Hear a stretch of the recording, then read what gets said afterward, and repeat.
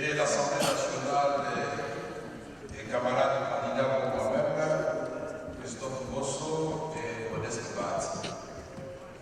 Je voudrais vous dire avec émotion combien je retrouve ce micro de l'Assemblée nationale.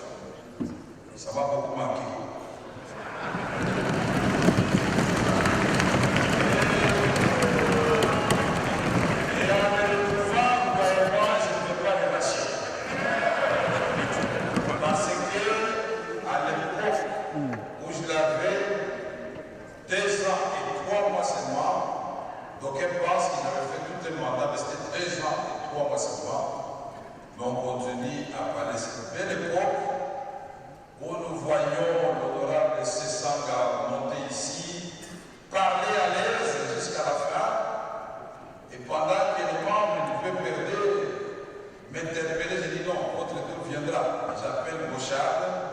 Venez contredire ces salaires. Argument contre argument. Ceci pour que le peuple congolais soit éclairé sur la gestion de la chose publique. Le président Félix Tshisekedi Tshilombo, mon frère, mon chef, mon allié de première heure depuis Nairobi.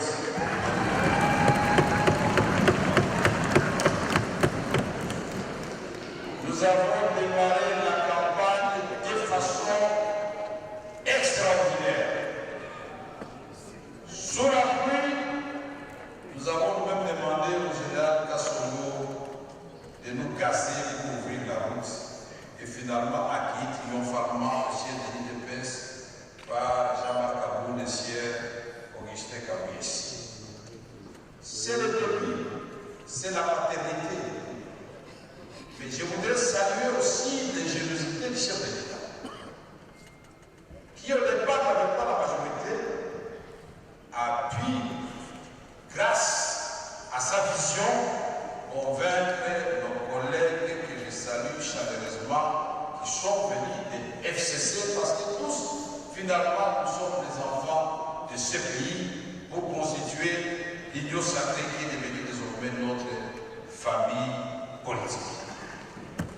La question de ce jour, il s'agit des primaires.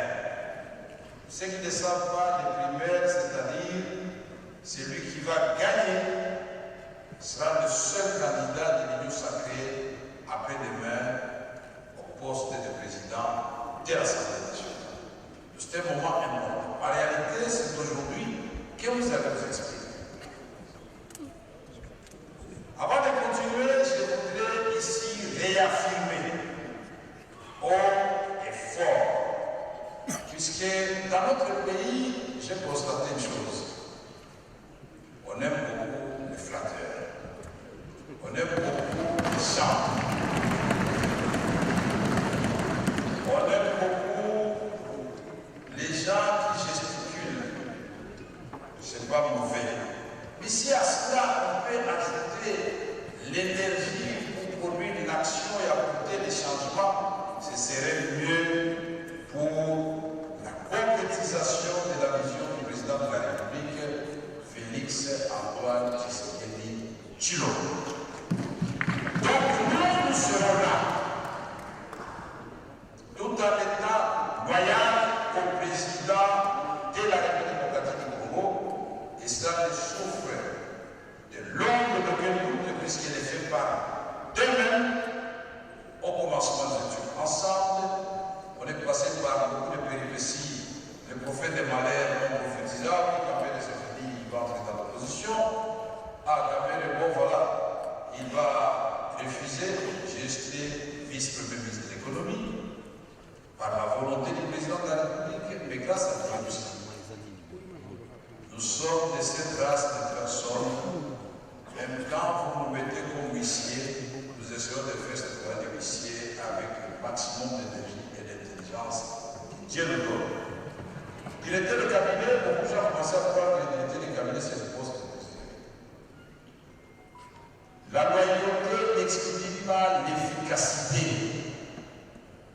Voilà pourquoi je vais vous rappeler, honorable député, chers collègues, que dans l'articulation des institutions, dans notre propre constitution, la première institution, c'est le président de la République. Et je vous demande d'applaudir frénétiquement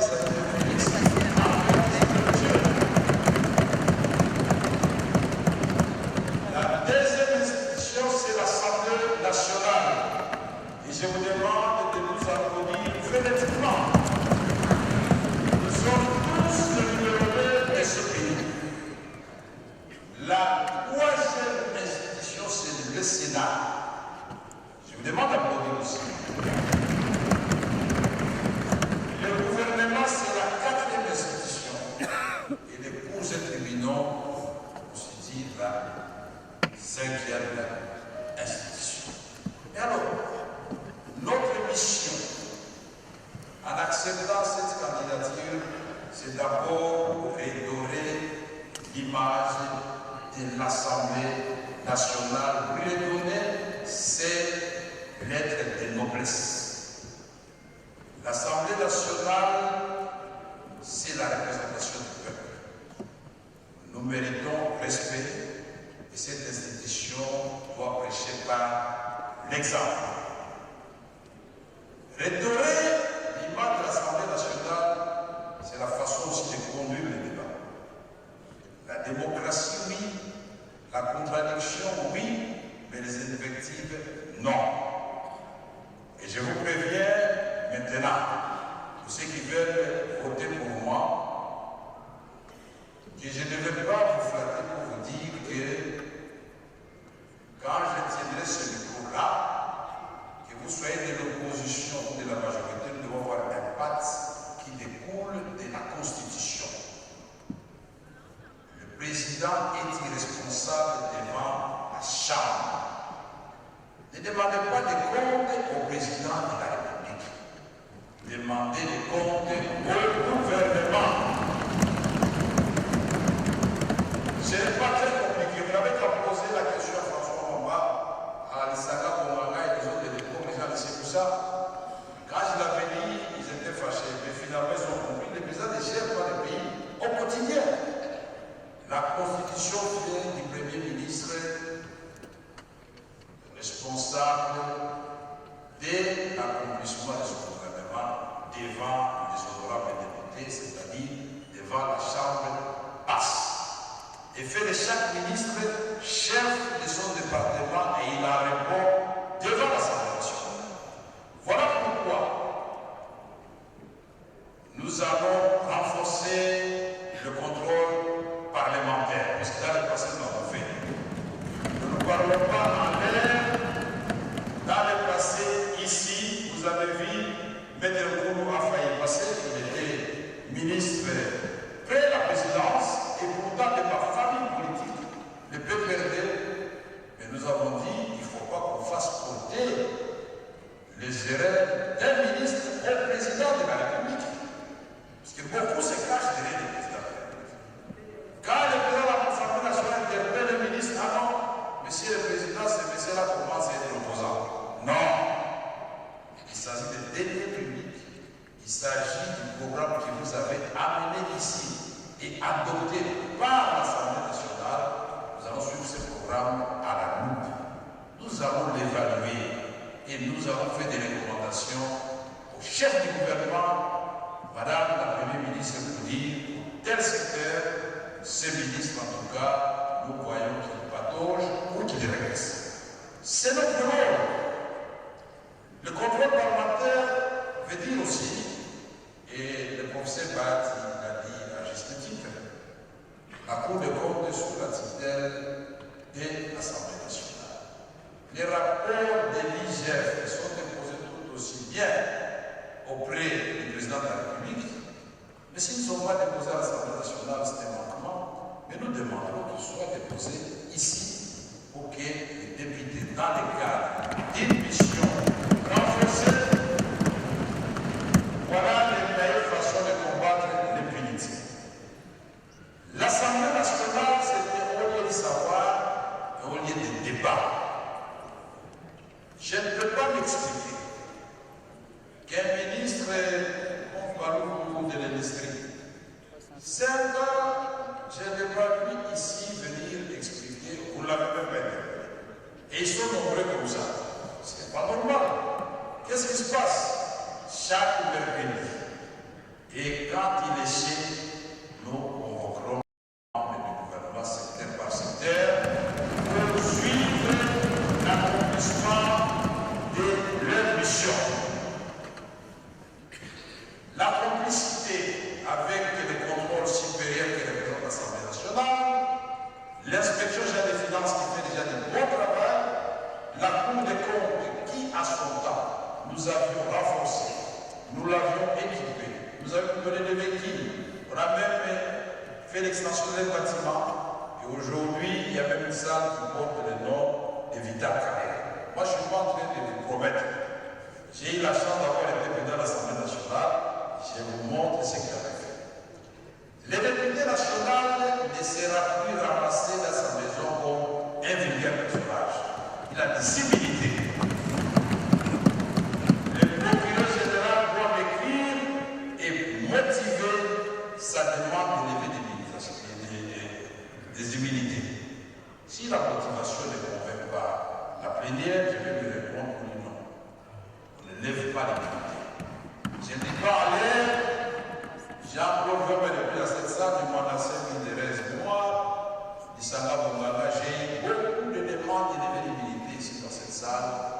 Tant qu'il n'y avait pas de motivation, dans le cas de séparation de pouvoir, c'est non. Que chacun fasse son travail. Mais si un député sera coupable d'une infraction avérée, nous levons l'immunité. C'est aussi simple que ça, et c'est ça la justice. Je ne vais pas me répéter parce que dans les actes que je l'avais prouvé, aujourd'hui, je ne comprends pas pourquoi personne n'explique à la population que les députés n'ont pas de train de vie qu'on leur prête. Mais là que vous êtes, vous le devez. Vous êtes arrivés, est-ce que vous touchez 21 000 $? Est-ce que vous touchez 7 000 $? Je me rends compte que les salaires que j'avais augmentés à son temps, puisque je faisais en sorte qu'ils gardent leur pouvoir d'achat, sont bien au-dessus de ce que vous touchez aujourd'hui comme salaire. J'avais multiplié par 10 les salaires des animaux de l'administration. J'avais multiplié au ministère de l'économie par 20 les salaires des fonctionnaires du ministère de l'économie. C'est vérifiable, parce que les sociales, c'est le souci du président. Voyez-moi, c'est dans le fait, pas dans les promesses. Les anciens députés sont ici, il n'y en a aucun qui est venu devant mon bureau. Je peux prendre un exemple. Mon grand frère, mon ancien ministre pendant 6 mois, Christophe Bosso, moi je suis devenu aussi son président de l'Assemblée nationale, il avait un cas qu'il avait résolu ensemble, qui nécessitait un voyage à l'étranger. Il y en a beaucoup comme ça. Je peux prendre un cas d'injustice avéré. Le ministre Mende Malama ici là. Notre famille politique vient de descendre. J'ai dit pourquoi? Vous n'allez pas me convaincre. Moi, je considère que c'est le bouc émissaire. Si vous allez voir le président de la République, attention, on vous ment. Lui, c'est le bouc émissaire. Les gens qui ont bouffé l'argent sont ailleurs. Et ça, je n'accepte pas. Il est là, il peut le prouver. Et le président va demander de lui poser la question. Il peut travailler pour le ministère de la Communication. Les députés touchés à une date précise. Nous sommes l'autorité budgétaire. Pourquoi les ministres des Finances et des budgets vont faire perdre? Pourquoi? Vous avez des instruments, puisque le budget c'est une loi, mais on doit l'exécuter. Mais un jour, avec le procès BAT, nous avons trouvé une forme de militaires, 3 ministres. J'ai dit à ces femmes-là, entrez dans la salle de plénière. Qu'est-ce qui se passe? Nos militaires sont au front, ils sont impayés depuis 2 mois. Les ministres de la Défense de l'époque ont fait des rages. Vous avez des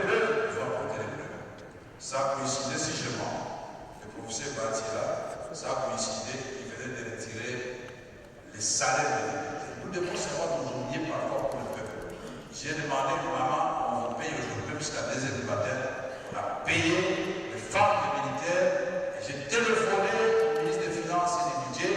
Faites un bon engagement pour que j'ai appelé la Banque centrale à 10h pour récupérer l'argent de l'Assemblée nationale.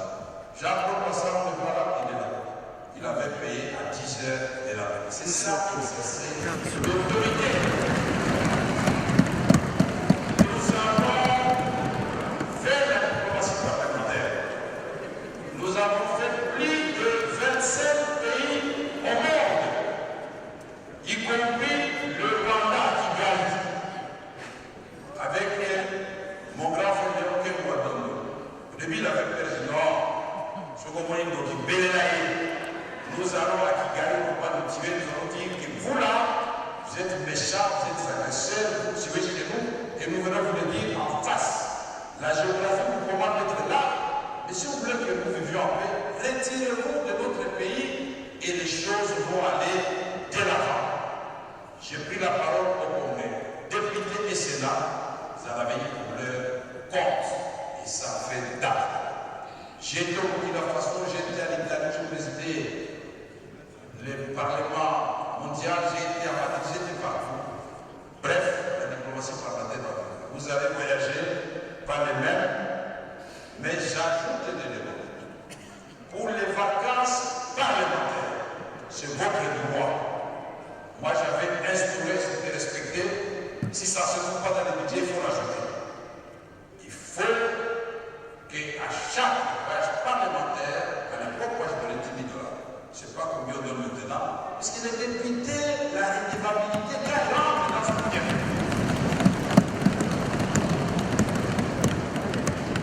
Quand Prosper a qui rentre, mais il va à 500 personnes qui s'animent. On lui pose le problème de tel centre de santé. Je ne sais pas comment la santé va faire Canada chez bien dans la Congo. Donc il faut que vous fassiez les vacances parlementaires pour deux raisons. Première raison, vous n'allez pas seulement voir la population quand vous allez chercher le suffrage. Non. Vous devez rester collé à la population.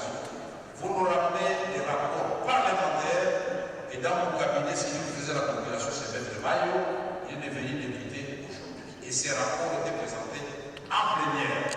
Et puis au sein des députés, qui n'étaient pas partis en vacances parlementaires, lors des vacances parlementaires, ils n'avaient ni billets ni argent.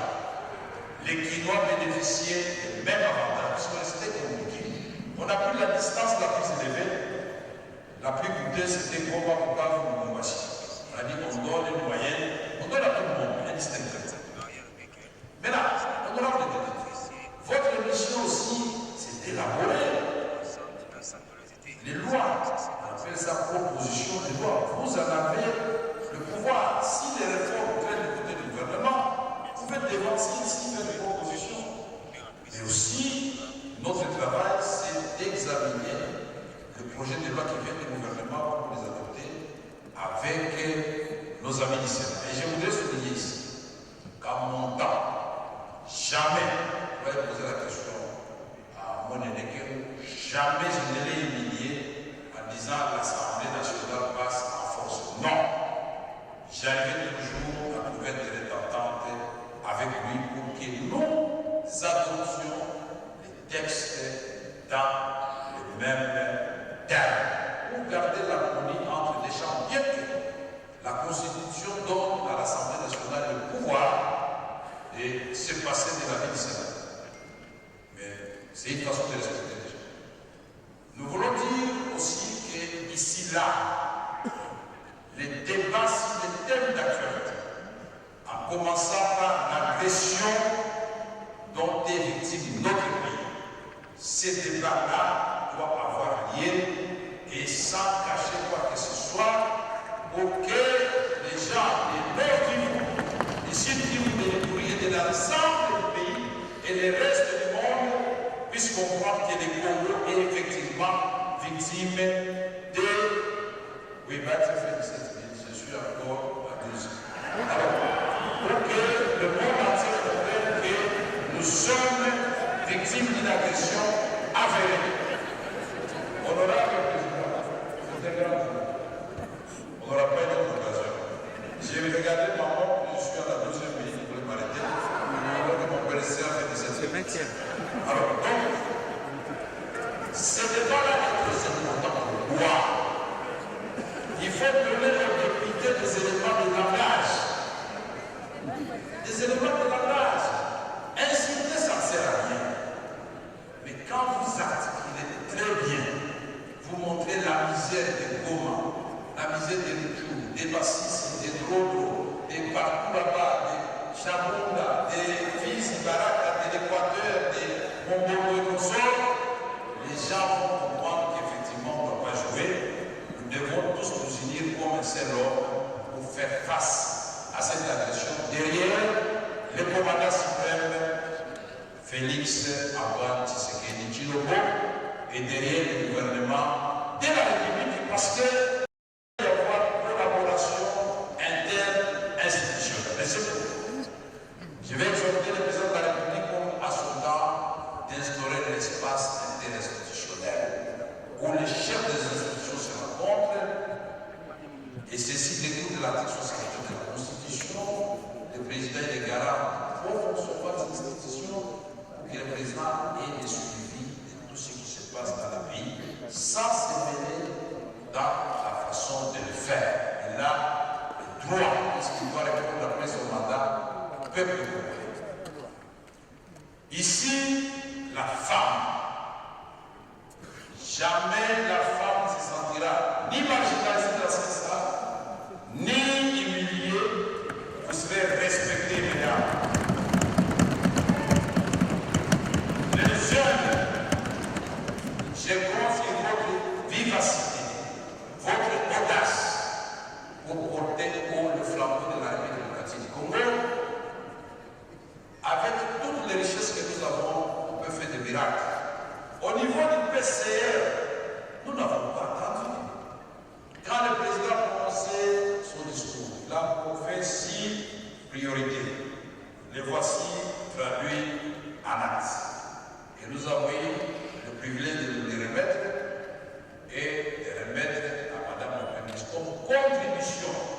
C'est d'une part les actions à entreprendre, les coûts, la durée et l'évaluation. Les routes, mais comment vous allez construire des routes avec l'argent de l'État? L'autoroute. Ça ne se fait plus comme ça. On fait ça en biotique et vous donnez le péage et nous aurons des routes qui vont relier d'autres provinces de la République démocratique du Congo. La salubrité, est-ce que peut-être qu'on va vraiment les réflexions au niveau là? Mais les députés sont là, ils regardent, vous laissez les gens tranquilles. Non, on doit travailler, on doit secouer les cocotiers dans le bon sens. Je voudrais rassurer la Première ministre que nous aurons une collaboration de respectabilité mutuelle et de complicité pour faire avancer les affaires de l'État. Mais ceci ne veut pas dire quand l'Assemblée nationale constate qu'il y a quelque chose qui ne marche pas, on va laisser tranquille. Vous vous rappelez, à l'époque, même Papa Gizenga, je l'avais appelé ici, les jours il a dit il y a un niveau. Il était venu s'expliquer. Et il a répondu à François Mamba, je me souviens que était ministre de budget. Donc sentez-vous à l'aise. J'avais beaucoup de choses à dire, mais je sens que vous me demandez de m'arrêter là, sinon j'avais un projet de secret à vous donner, mais je le ferai quand vous m'aurez élu président de l'Assemblée nationale. Et je demande vos suffrages, et je dois ressentir par vos applaudissements frénétiques. La République démocratique du Congo, ce n'est pas un menu frétard, c'est un géant cœur. Il doit récupérer sa place. 2 345 000 km². 120 millions de terres arables. Réserve de bassins d'eau. Deuxième forêt du monde. Tous les métaux dont on parle pour la voiture électrique, c'est chez Lithium, cobalt, coltan, etc., etc. Et tout cela doit faire en sorte qu'il y ait jonction entre l'intelligence et la pratique pour produire le changement dans notre pays. Quand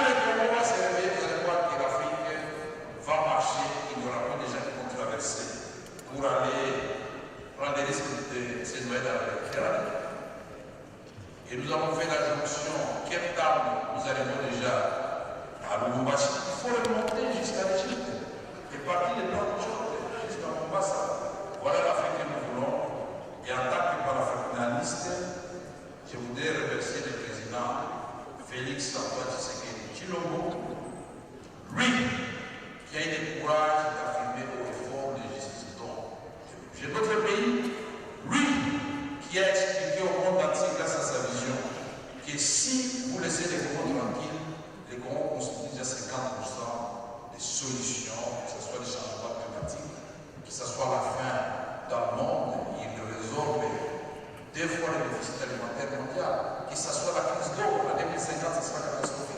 C'est sur le Congo encasté à côté des désert.